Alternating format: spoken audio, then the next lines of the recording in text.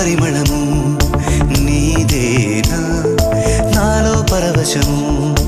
నిజమేనా బొండు మల్లి పువ్వు కన్నా తేలికగు నీ సోకు రెండు కళ్ళు మూసుకున్నా లాగు మరి నీ వైపు సొగసును చూసి పాడగాయలా కనులకు మాట రాదుగా అలా వింతల్లోనూ కొత్త వింత నువ్వేనా ఆ అందం అంటే అచ్చంగాను నువ్వే